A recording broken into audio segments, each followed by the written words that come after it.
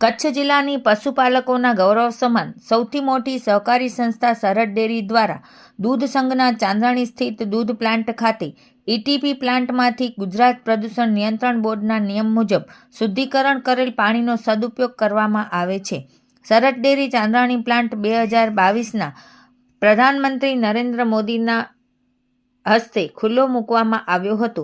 ત્યારથી લઈને અત્યાર સુધી સરહદ ડેરીના ચેરમેન વલમજીભાઈ હુંબલના માર્ગદર્શન હેઠળ સરહદ ડેરીમાં પર્યાવરણને લગતા ઘણા વિકાસ કામો કરવામાં આવી રહ્યા છે.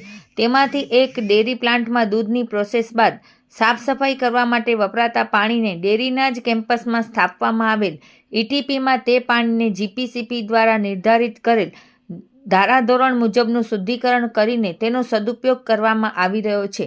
જેમાં આ શુદ્ધિકરણ કરેલા પાણીને સરહદ ડેરી દ્વારા પ્લાન્ટની આજુબાજુના લીઝ પર લીધેલ ખેતરોમાં તે પાણીને કોઈપણ પ્રકારનો એક પણ રૂપિયા લીધા વગર સંપૂર્ણપણે નિઃશુલ્ક ખેડૂતોને ખેતીમાં ઉપયોગ કરવા માટે આપવામાં આવે છે.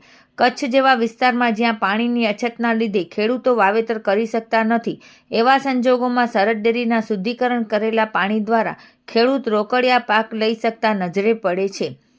ડેરીમાંથી પાણી આવે છે 12 એકરમાં અમે રાયડો કર્યો, વાવેતર કર્યું છે અને 10 દિવસે પાણી એને કન્ટિન્યુઅસ પાઈએ. 10 દિવસ થાય એટલે બધા અમે પાણી એનું રાયડાને આપી દઈએ. ડેરીનું પાણી છે તો પાણી રાયડાને કંઈ નુકસાન નથી કરતું ને? ના, કોઈ નુકસાન નથી કરતું.